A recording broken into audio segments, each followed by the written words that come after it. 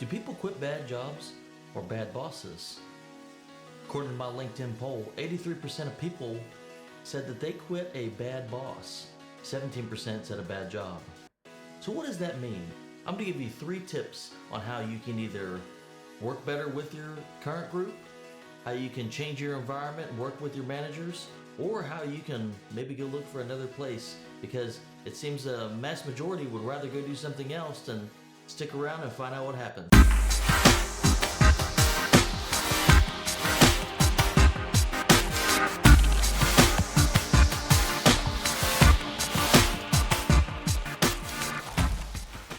This week I did a lot of soul searching. Before I do my videos, I like to sit down and actually think about exactly what I'm going to say, and then I don't map out exactly everything until the day I'm actually shooting the video.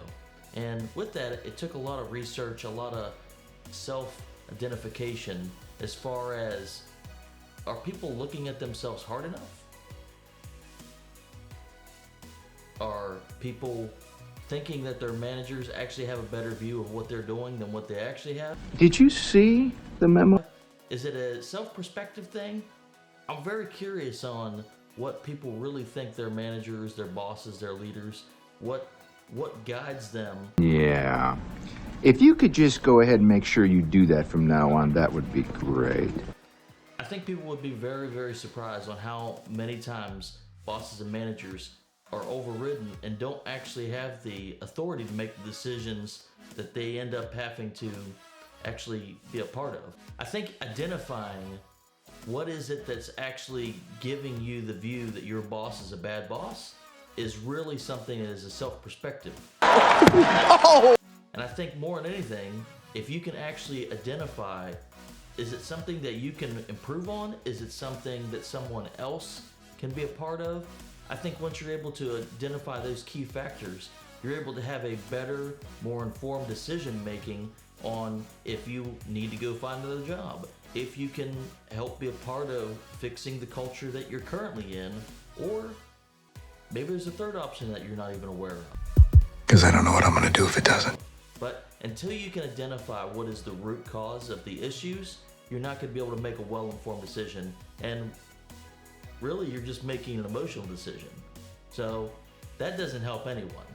Tip number 1, self-growth. Self-growth is hard.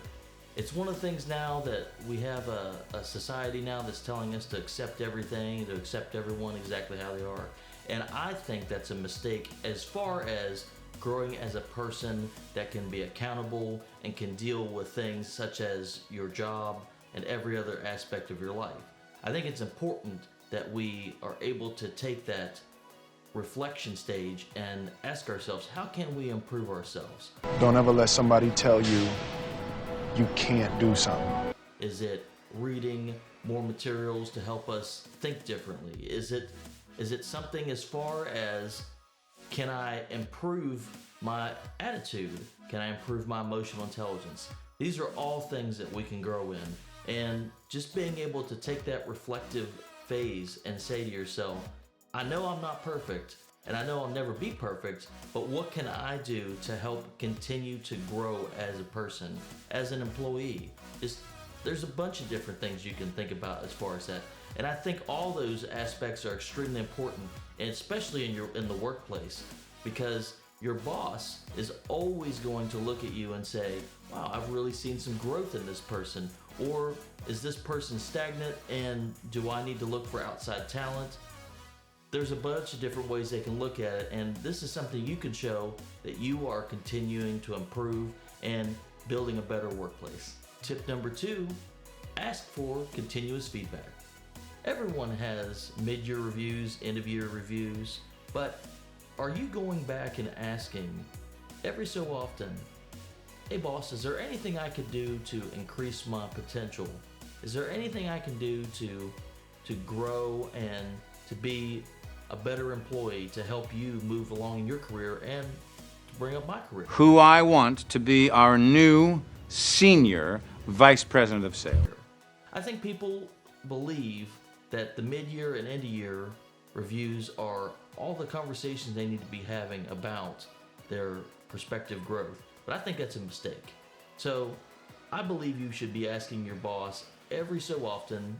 It really depends on your boss and you as a person also, on the cadence of how you can have those discussions on, am I meeting or exceeding your expectations?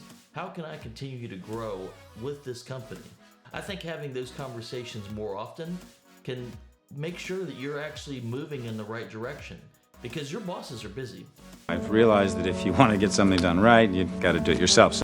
They're always trying to find different creative ways for increased productivity, increased return on investment, and you coming up a lot on, hey, how can I continue to help grow and grow this company? Your boss wants to invest more in you. It's way cheaper to keep you and grow you than to have someone brought in, retrained, all this added expense. So taking that accountability, that responsibility of working on your career with your management, I think that is a huge thing. And I've had some bosses, spoiler alert, that were challenging, but did I take the hard look and look back? Was I being the most proactive, productive employee I could be? And to that point, that's why I've moved on from a few places. What is it that you can do to improve your career? I guess those are all questions you need to ask yourself. Tip number 3, social networking, LinkedIn. If you've done everything in your power to grow your team, be part of the growth, and to help your boss grow as a leader, it really is a painful thing, but sometimes you have to cut and run. And with that, LinkedIn is an amazing tool to be able to find recruiters, be able to find a network of people that want to grow. There's interesting articles being posted all the time. They're now using AI tools to help you improve your resume. There is a ton of different aspects that LinkedIn offers, and I think it could be an amazing tool for you to utilize in your growth potential and how you can find a place that really accepts that you want to become a growth-driven person and help you grow in your career. So with that, I think LinkedIn could be just for you. So I did want to get to the managers. Why do people think managers are bad bosses? I think it's twofold.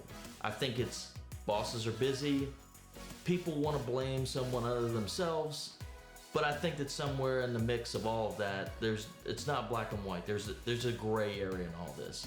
But if you're asking yourself, Keith, why did I come to the Leader's Tool Chest if you're just going to tell me that I'm not a great manager? That's not all I'm going to do today. I want to give you some tips and tricks on how you can continue to show your group, your team, how you are continuing to grow as a leader and manager. And I think it goes back to being the polar opposite of the advice I'd given to the employees. Can you increase your cadence on how you are discussing with your employees their growth potential, where they have some faults that could be rectified? The world ain't all sunshine and rainbows. Before the mid-year, before the end of year.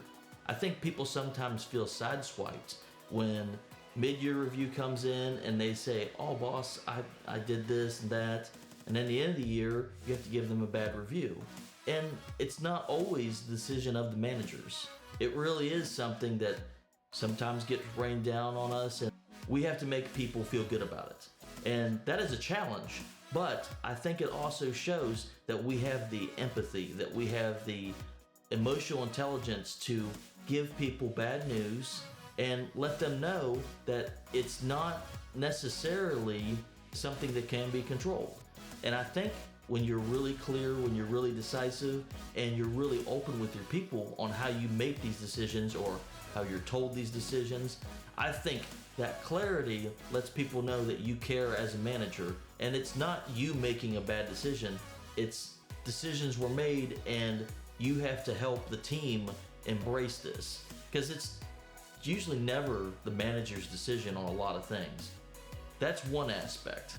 Another key aspect is asking yourself, what does my team think of me? And I think having those conversations in one-on-ones monthly, at least, can really tell you about the culture of your team and how you're perceived by your team. And I think, like I discussed on the other portion, being able to have those open, candid conversations with your team tells a lot about you. Now, there's many different types of leadership, but I think if you're able to have those open, candid conversations with your team, especially in this new open forum that we have created with all the different networking and social aspects, I think having those clear, candid conversations with your employees and being open and honest is so refreshing in the leadership realm. And we haven't always been able to do that. It hasn't always been a social atmosphere where we can have those clear, candid conversations. Now that we have all these tools at our disposal, leadership tool chest, if you will, we can have these candid conversations and we can give people a reality check on it's not just managers improving and being better bosses. It's also the improvement of the workforce and being able to have these conversations on, I need you to step this up. I need you to be able to take accountability. And I think that when we get it to both sides are accountable, everyone's growing, I think the workforce is going to increase in their not just productivity, but in their happiness and their social lives. I think overall everyone can improve and be happy. And with that, if you want to make me happy, leave a comment and like and subscribe. The channel's been growing a ton lately, and I can attribute that to VidIQ. They've been doing amazing. They have a lot of AI tools that really do make an impact. And if you can see, I've had massive growth this year. We just hit 40,000 views. We're almost at 80 subscribers, and I'm not gonna stop until we monetize. So it's not about money.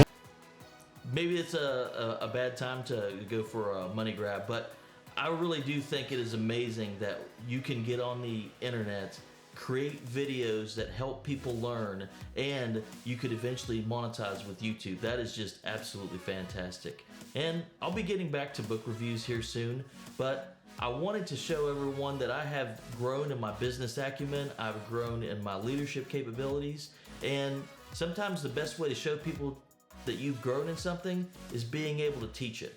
So if you have any other comments on any other content, any books you'd like me to review, just leave a comment in the description below, and I'm excited about the future of this channel. So with all that, I hope you have a great day.